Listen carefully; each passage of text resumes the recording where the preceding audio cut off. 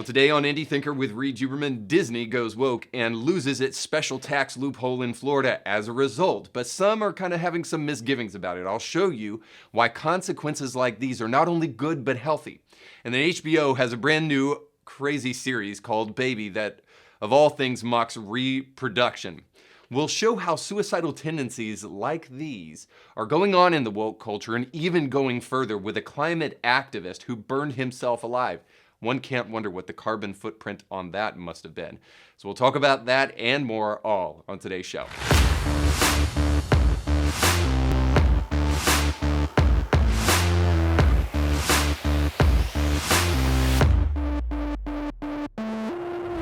Hey guys, thanks so much for taking your time to watch and or listen to the show today. Don't forget to like, share, and subscribe. I'm feeling a little bit inspirational today. I was watching some clips of Rocky, specifically the Balboa movie, and wasn't that great, but there is that one scene where he's talking to his son, talking about him as a little kid, and of course the kid's blowing him off, but then he starts to get a little bit real, and then the kid starts to finally listen because he realizes that his dad is right.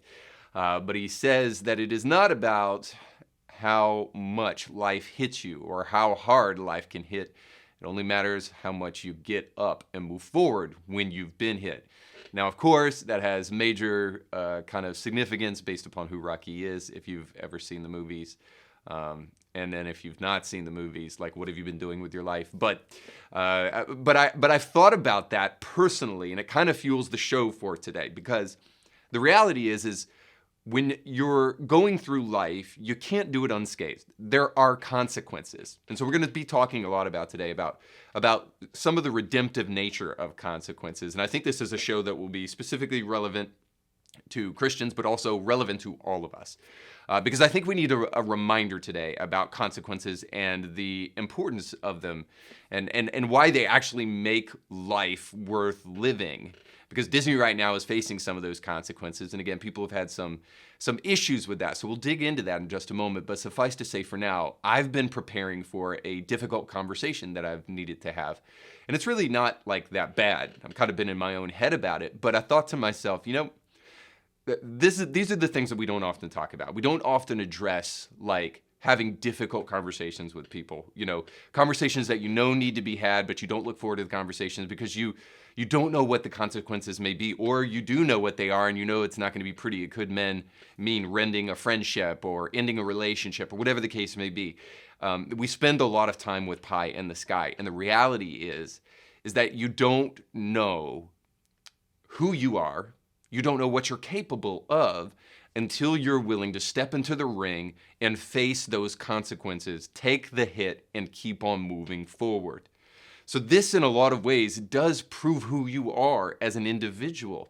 And it's a good thing that we have consequences. So I find that there might be, and I'm going to try to unearth it today, a kind of underlying sentiment within society that wants to alleviate consequences from all of our decision making, wants to take away all the risks.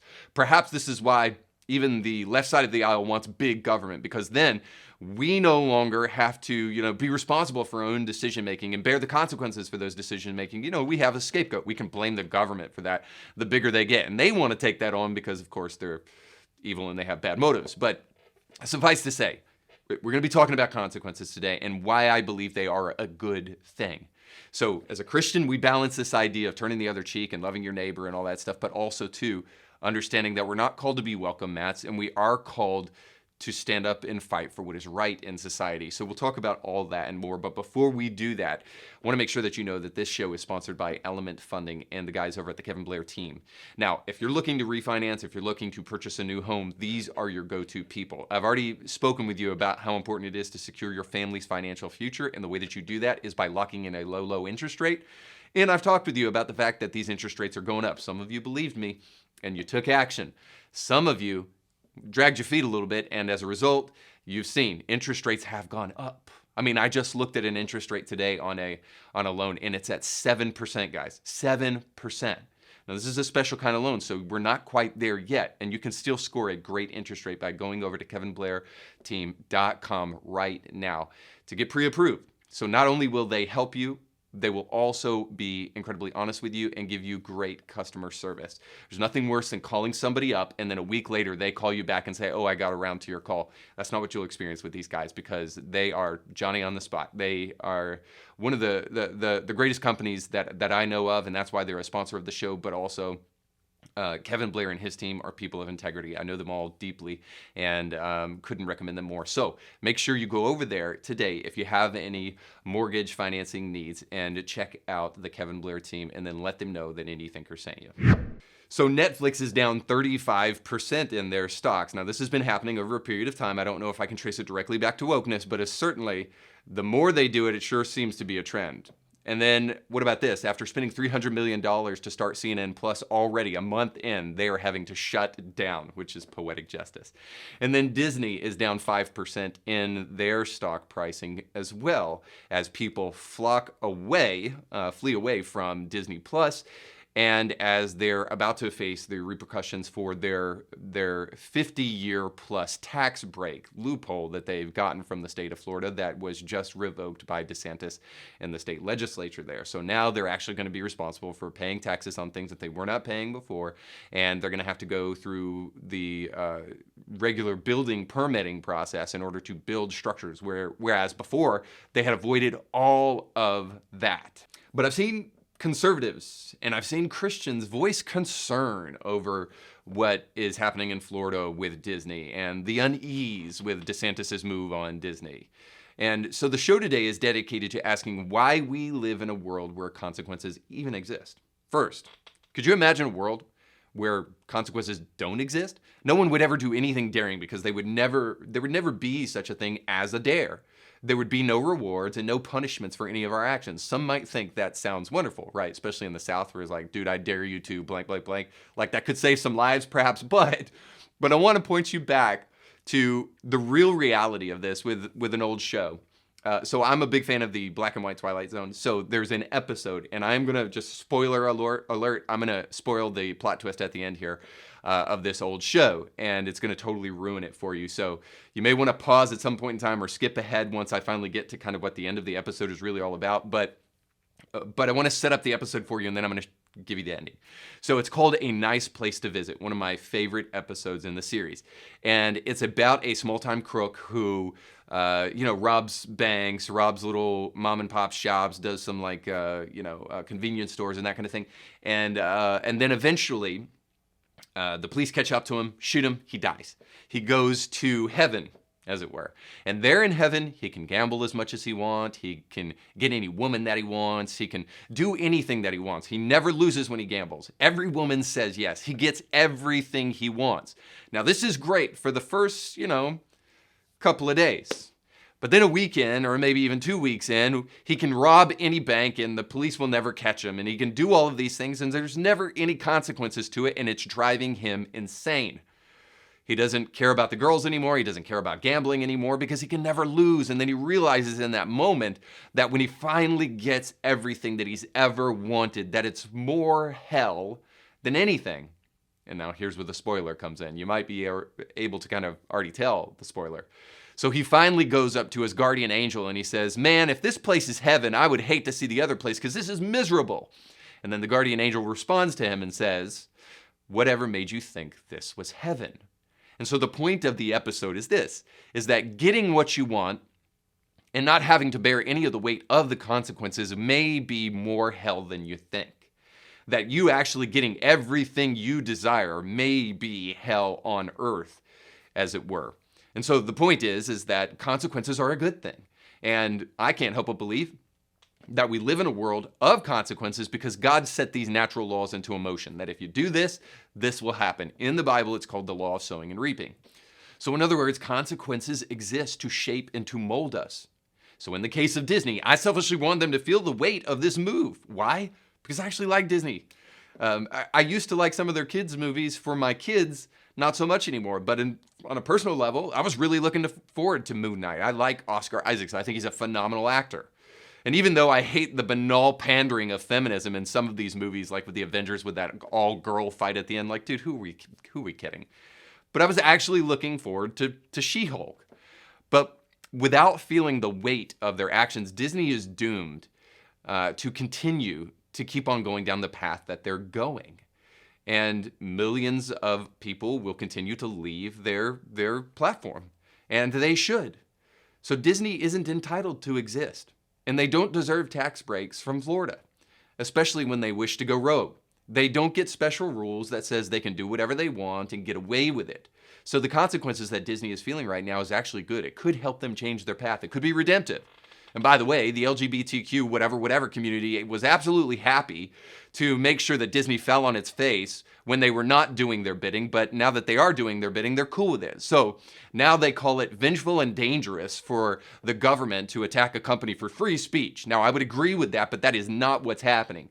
Disney thought they could supplant the will of the people of Florida by throwing money around and extorting lobbyists.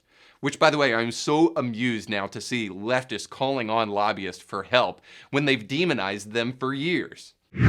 I know bashing corporations is popular left and right these days. I'd be careful going on. Oh, my money is on the Disney lobbyists, honey. Would you my money is on the Disney lobbyists. Do you think those state legislators down in Florida are going to bend to the will of the governor? Did you see what Jared Polis said? He'd love a Rocky Mountain Disney. But by the way, the Florida legislature, the state Senate, just passed this bill to strip Disney of its special. At any rate, I guess we all, to an extent, want the consequences for our enemies and grace for ourselves. But I, for one, don't want to live in a world where there are no consequences, period. So the nightmare of John Lennon's Imagine sounds like hell to me. But yet a small group of vocal people want to usher us toward this kind of hellish vision for the future and want Disney not to feel the consequences for their actions.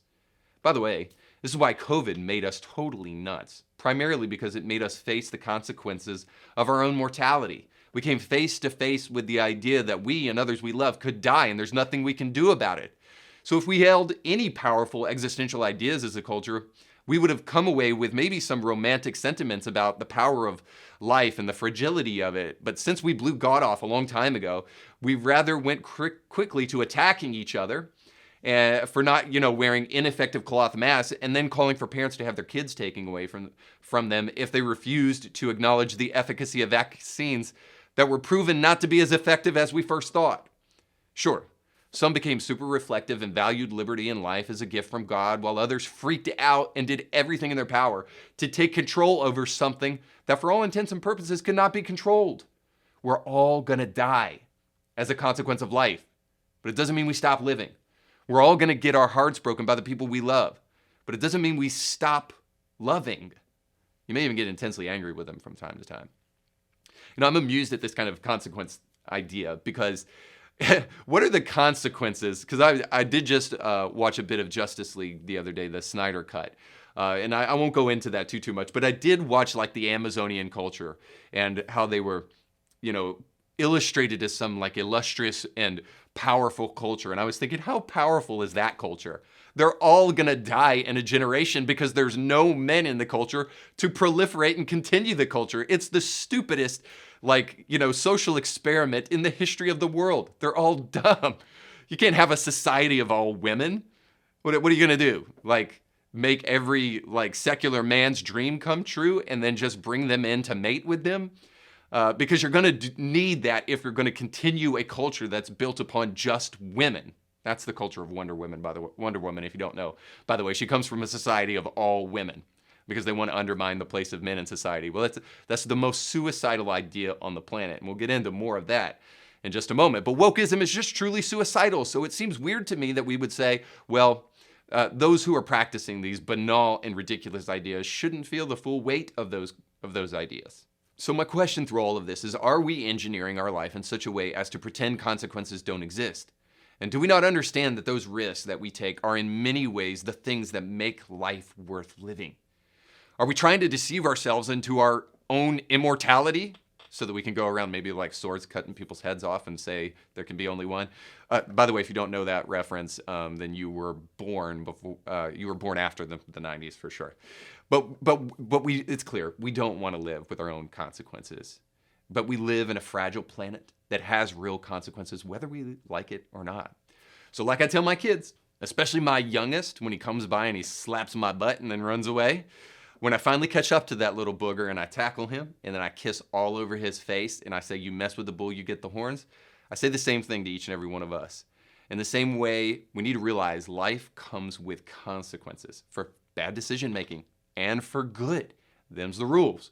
But as we'll see in our headlines today, we'll see that those in society, especially of the left, wish to pretend that the rules don't exist or don't apply to them. I have this thought, and I'm going to nurture it before you real quick. So I don't know if I'm right about this, but I have the inkling that I am.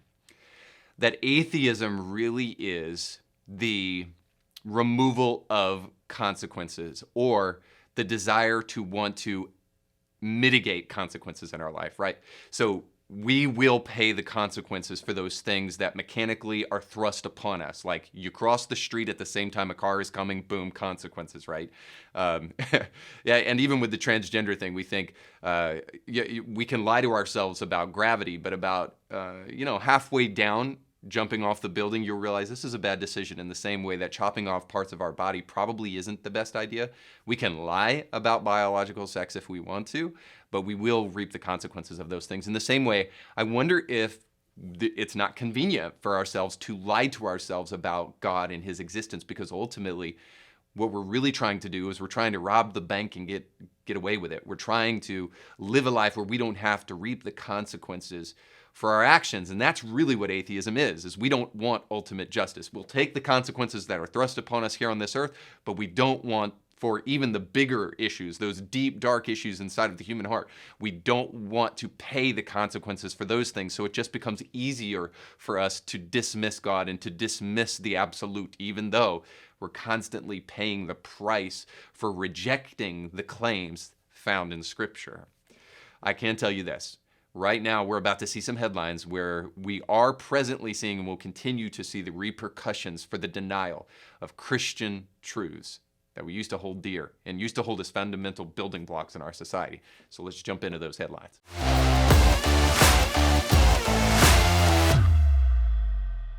The baby. And no, not the rapper. Is you wearing the Huggies, bro? These the lie. See, look, today I ain't got on the Huggies. I had the Huggies on the other day. Today I got on the pull-ups. I'm a big boy today. The Baby is a brand new HBO series that's coming out pretty soon. I want to read the description for you really, really quick so that you'll get the flavor for what this brand new insipid series is all about. So Natasha is furious that her closest friends are all having babies, but her life implodes when she unexpectedly ends up with a baby of her own. Controlling, manipulative, but incredibly cute, the baby twists Natasha's life into a surreal horror show. She soon discovers the true extent of the baby's deadly nature and makes increasingly desperate attempts to get rid of it. Making things creepier is Mrs. Eves, the 70-year-old enigma who has spent the last 50 years living out of her car and seems to be everywhere the baby is. Natasha doesn't want a baby, but the baby definitely wants her. Dun dun dun. All right, so here is the trailer for the new HBO series, The Baby. I'd like to go over your statement. The woman fell from the cliff, followed by the baby, which I caught like this. 2 police officers are dead, Natasha. A boulder had fallen on them. You think I crushed them to death with a boulder? I think there's something you're not telling me. We'll have a fun time together, won't we? Yes. What? You can trust me with your baby. This isn't my baby, Reese. Well, it is.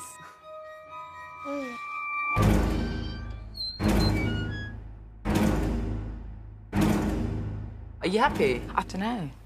It's just a lot. All the time. Forever. Let's pop him on the table. Just a routine checkup, dear. Doesn't like anyone touching him. You give him attachment issues. He bulldoze your life, destroy your relationships. And when he's got you to himself, he'll destroy you. Gosh, they are wonderful, aren't they? Do you do skin on skin? The bodily connection between mother and child.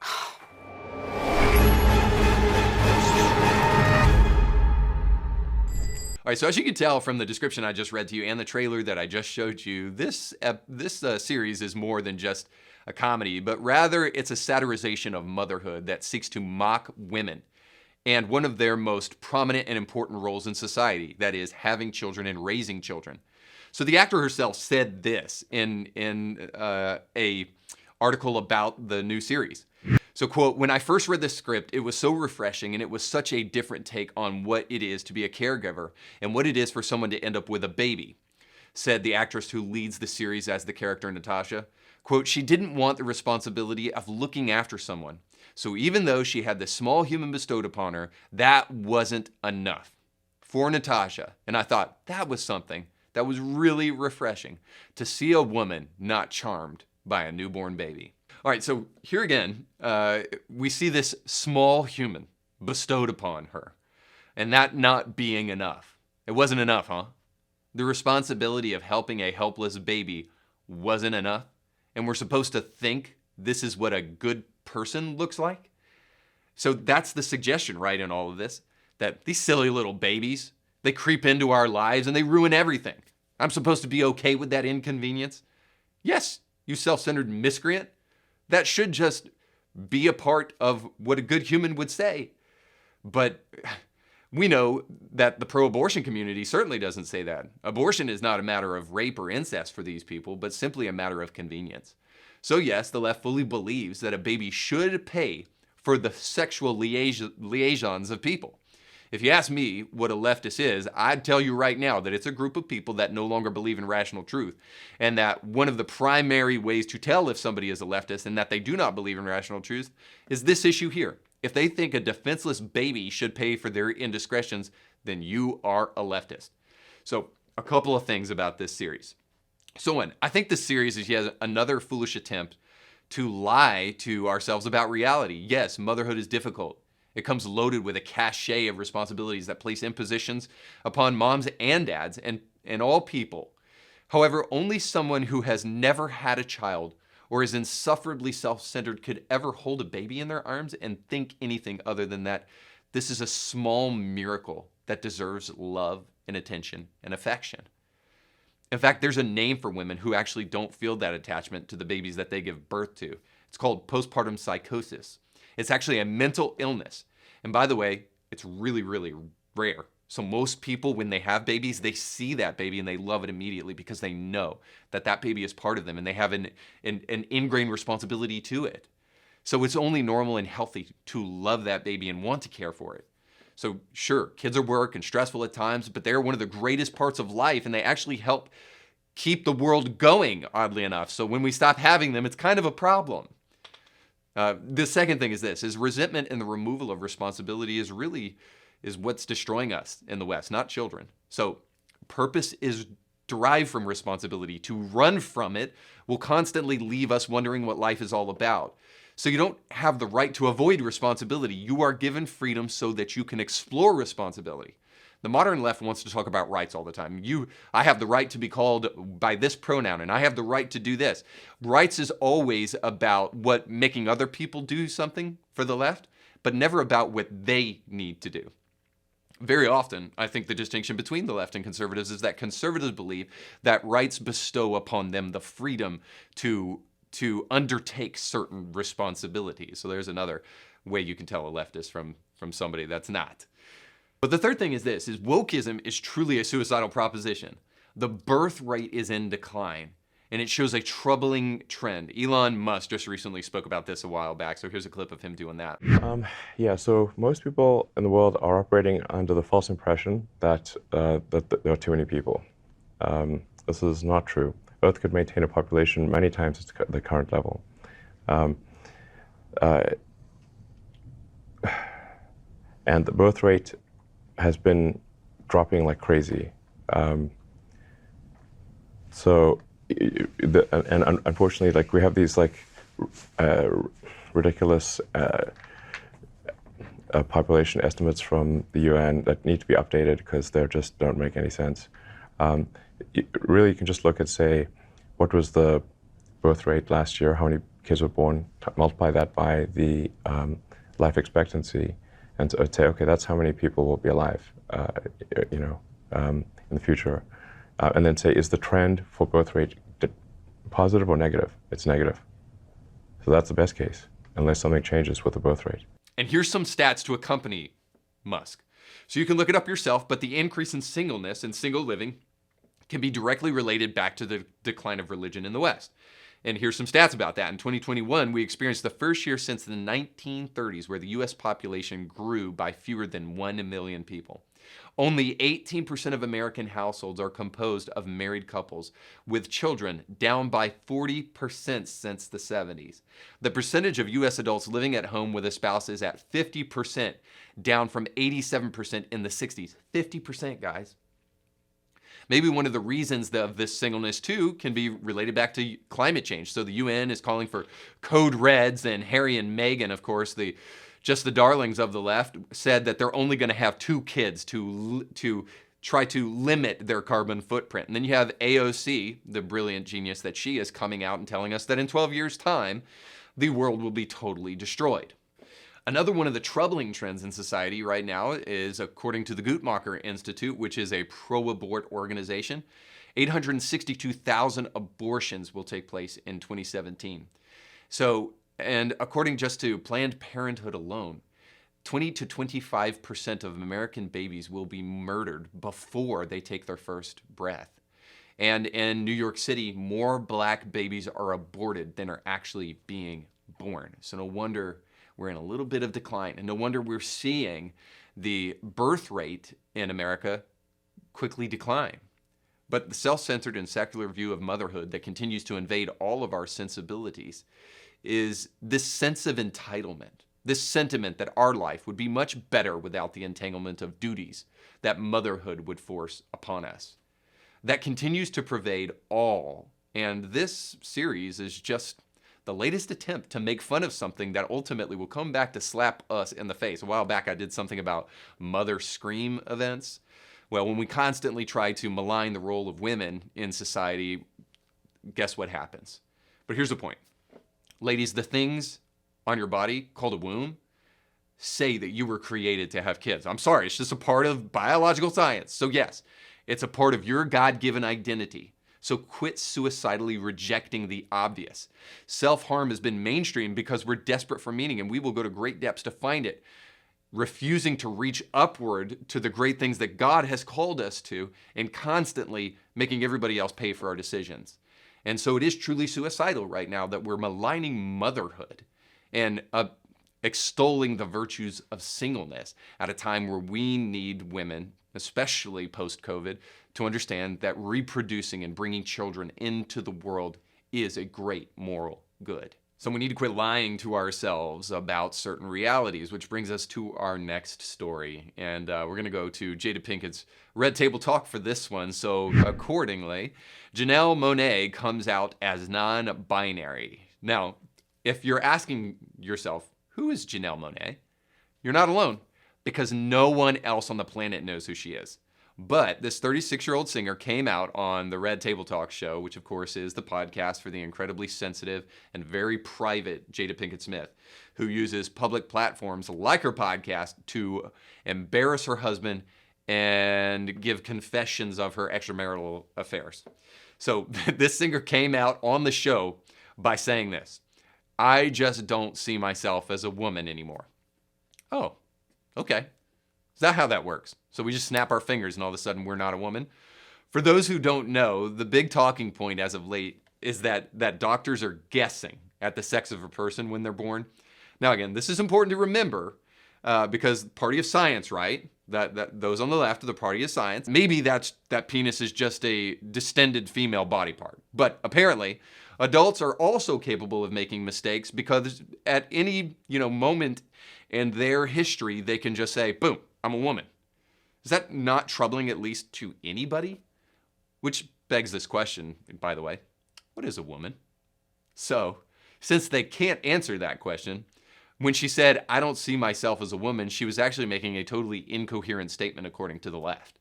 The reason I critique this lunacy this way is because we need to hope and pray that people will be shaken from their self-sacrificial behavior. People are trying to pass this lunacy down onto our kids in their early teens, who are truly impressionable. The irreversible damage that this kind of thinking could cause demands an alarm, and it should be sounded by people who have hearts and minds. Jada shows us that low morals people will promote this deadly mind virus, and good people need to speak.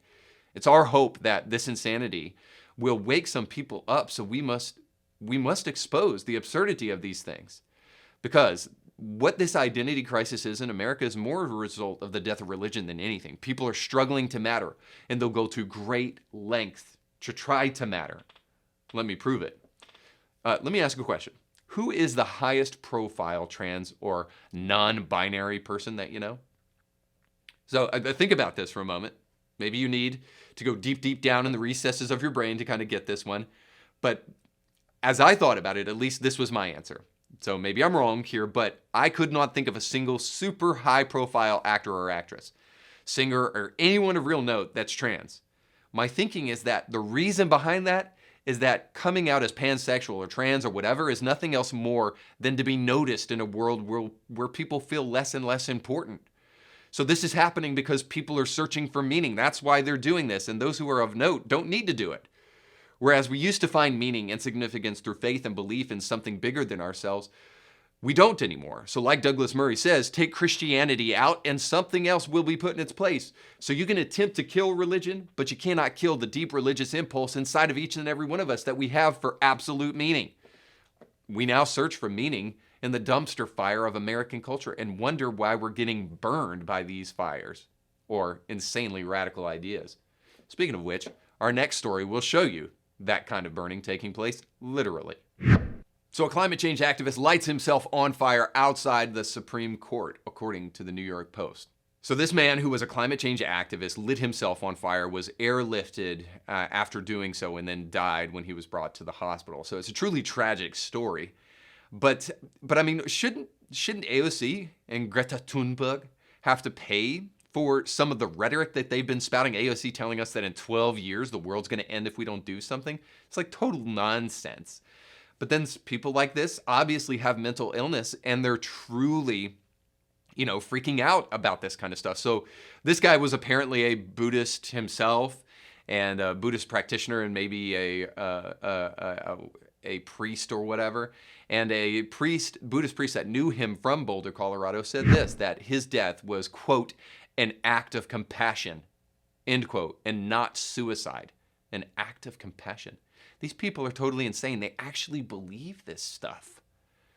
Now, far be it from me to continue to beat a dead horse, but I have to tell you, where is this stuff coming from? Climate change hysteria, stuff that even the IPCC themselves is not saying. Because they're not saying, and they have zero models to date that would tell you that the world is going to end in 12 years. It's total ridiculous nonsense. It's a lie. So what is climate activism really? I have this sinking suspicion that climate activism really is the deep, deep desire for control, and maybe a desire for sovereignty, if you want to put it in Christian or biblical language. It's a deep desire for sovereignty, to believe that there is ultimate meaning and that there is a way that we can kind of have control in our lives. Now, Christians have been mocked for this since time immemorial, right? That Christians just want to believe that there is ultimate purpose, and Christians want to believe that their life makes sense, and so they turn to some archaic God, and that's why they turn to God, is just so that they can believe that their life has meaning. However, deep down inside of the soul of every single person that's ever existed is a desire for meaning. So who put that there if we're not created beings with a creator? But nonetheless, we're seeing right now that there is this undeniable urge for meaning inside of each and every one of us, and people without the structure of things like Christian faith will resort to all kinds of things, like even burning themselves alive, and then call it an act of compassion. I'll go back to this idea of climate activism, or really climate hysteria, as really being a result of the death of God in the American West. Here's why I think that is because what do we call natural disasters? We call them acts of God, right? Tornadoes, hurricanes, and those kind of things. They're called acts of God. Why? Because they were things that were beyond our control, and that we can only try to mitigate the destruction that they cause by trying to build infrastructure and trying to flee those things as much as possible. But they're huge, powerful, devastating forces, and so we call them an act of God, rightly or wrongly. But the point is we call them an act of God predominantly because we cannot control them. right? And so climate hystericists will come out and tell you that the real reason tornadoes are so severe and the real reason hurricanes are so severe is because of climate change, and that's why they're killing people like they are and causing so much damage that they are. And again, we are not told this by the evidence. It is possible and highly likely that there is some ways that climate change could cause natural disasters to become more intense. But even the IPCC will tell you that they cannot directly relate devastating natural disasters to climate change specifically. They have no way of knowing that.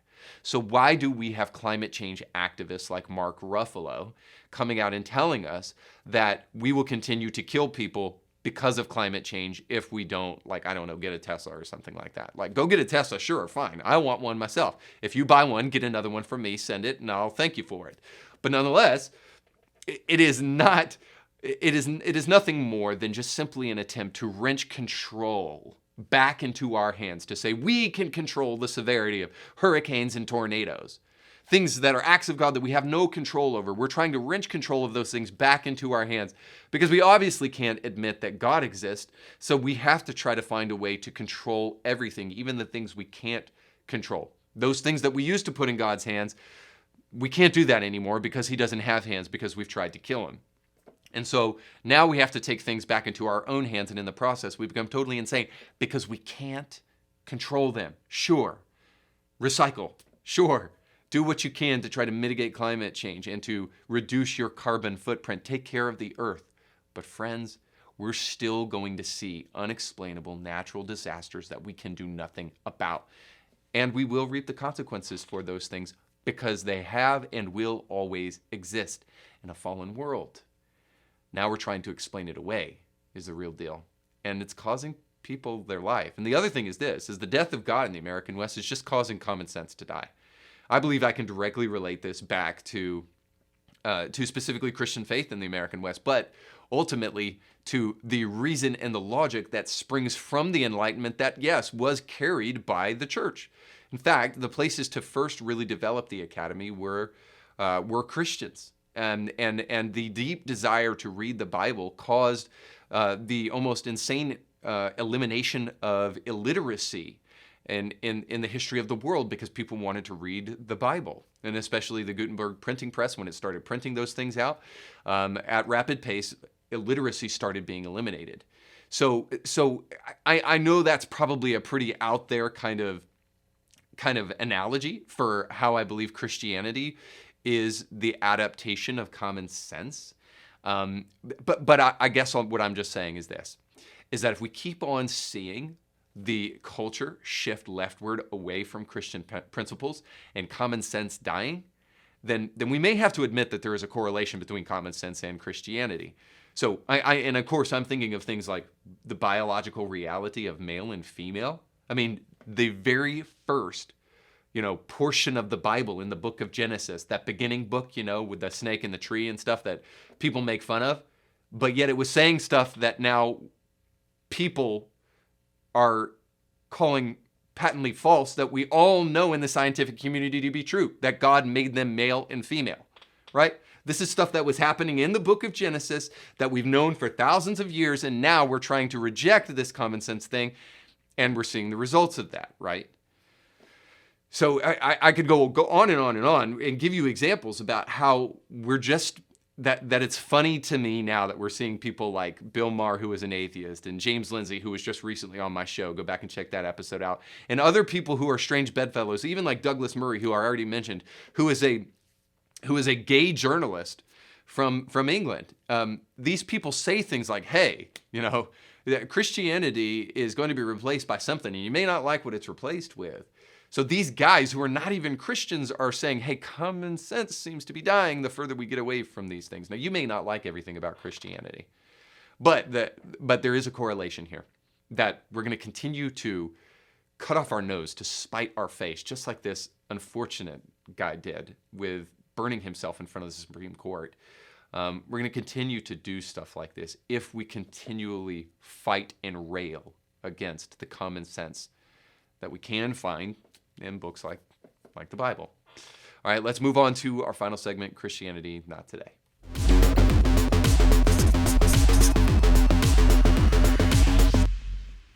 Today I'm giving you a blast from the past for a very good reason we'll get to in just a moment, but I bring you an article from Desiring God all the way back in 2017. And the headline says this: do you trust Disney with your kids? Now, Desiring God is Pastor John Piper's organization, and in order to see how well this article has aged, I want to kind of put it within the context of what we've just started to see from Disney totally going off the rails. So let me show you the article first. So the article says this, quote, "Life has imitated art as outraged parents have responded in recent days to the announcement that Disney's live-action production of Beauty and the Beast, which opens this weekend, will feature the company's first exclusively gay moment. Suddenly, our beloved childhood classic comes to life as yet another arena in which we have to vigilantly guard our children from the adult world. Or has it been sudden?" the writer asks. And then she goes on to quote somebody. "The bemoaning has been clear. Quote, I was excited to take my child to see Beauty and the Beast, but now I'm not so sure. I can't believe they would try to sneak this agenda into a children's movie." End quote. And so the writer goes on to talk about that statement. "Such statements have me scratching my head." Oh, really? Not because I don't believe that parents should exercise care about what their children view or decide for themselves when to introduce and discuss topics like homosexuality. What's surprising to me is the idea that now Christian parents are saying they won't blindly take their kids to see Beauty and the Beast. Okay. So is it really so surprising that parents are saying this? And I have a bigger question for you. Is that what parents are really saying, that they wish to blindly take their kids to see Beauty and the Beast? Isn't it a fair assessment, at least, to say that they want to see a movie that's made for kids free from homosexual messaging, and that they should be able to relax and watch a movie with their children? Is that so much to ask? Is that really unreasonable?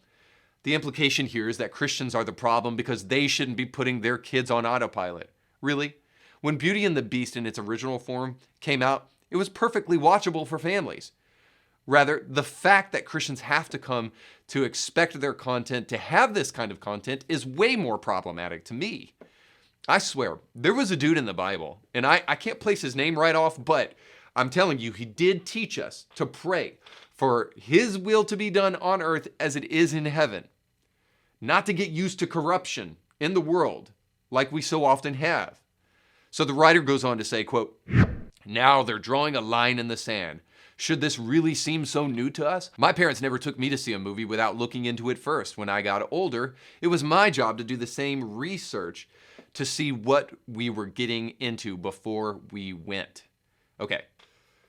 So I don't understand what the writer's saying, because actually these parents are doing this and they're bemoaning the fact that they're finding these things in the movie before they go to take their kids to the movie. And they're lamenting the fact that they shouldn't have to see this in a kid's movie.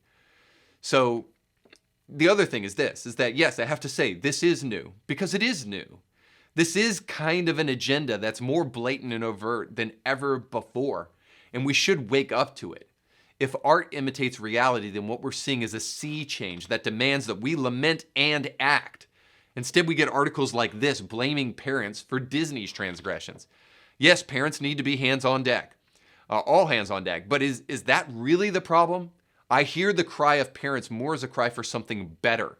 Yes, for the Disney company to message in a healthy way to their kids. What's wrong with that? I mean, we should desire places where our kids are safe and we don't always have to be on guard. Namely because there was a time when Disney was that place. They're not any longer. I'm sad that Disney has lost their way and is more interested in agendas and entertaining a vocal minority rather than entertaining children. But the article goes on to say this: "Nor is it news that homosexuality has been and will continue to be normalized in our society. Disney is not the big bad wolf here in our society's collective storybooks. Increasingly, it's Christians who are viewed as the weirdos and the bad guys. Genuine believers in Jesus are more and more in the minority, and it's time for us to stop acting like we think it's the mass media's job to cater to us. Our calling as exilees is to go into every movie, song, book, and conversation with our eyes open. We shouldn't become outraged because of the words of a director, likely looking for publicity, stirred up controversy about his new film." So first off, just again, it is Disney's job to cater to us. I'm sorry. That is their job. They are in the business of serving families and parents family entertainment. That's what we pay them for. When they stop doing that, we call them to change out of the kindness of our heart as the last resort before we throw them to the wolves for what they're doing, which is probably where they belong. I'm sorry, I will be waving no white flag or bowing to any idea that hands our children over to transgender story hour and Jacob's new dress. Our calling as exilees in a foreign land is to remember that every tribe, nation, and tongue belongs to God. It's our job as Daniel's and Ezekiel's in the land to lament and reform. The reverse of that is the kind of thinking that got us into the mess we're in the first place. Again, I hope the time lapse from this article until now serves as a reminder that the kind of Christian thinking found in this article in 2017 is a disaster. Remember, this was before Disney tried to fight the parental rights and education bill. And it was before the all-hands meeting that Christopher Rufo showed us where they say that there is a not secret queer agenda and that by 2023, 50% of characters will be LGBTQ. And before we heard that Disney no longer wants to call people ladies and gentlemen, boys and girls because they want to be inclusive of aliens from another planet, I suppose, because boys and girls are the only kind of children that exist on this planet. All these radical leftist ideas have progressed at such a rapid pace because the term exilee in a foreign land has become an excuse for Christians to sit back and watch the world deteriorate, go to church, and wait for heaven. So here we are many years after the article, and Christians still faint when it's their time to fight. Christians still push off battles for the future generations to fight, making it harder for our kids to win. If we blame Christians as pearl clutchers and pitchfork wielders, rather than validate the very legitimate remorse they should feel over the godlessness and brokenness of our world, then we will never reclaim the land that God rightfully called ours, no matter how foreign it seems. So all I can say in response to that article is Christianity, sorry, not today. Thanks so much for watching. Don't forget to like, share, and subscribe. We'll catch you next time. You can catch brand new episodes of Indie Thinker with Reed Huberman every Monday and weekly bonus episodes to keep you thinking throughout the week. But you have to subscribe and click the bell to be notified when new episodes drop. If you enjoy this content, make sure to like this video and share it with friends.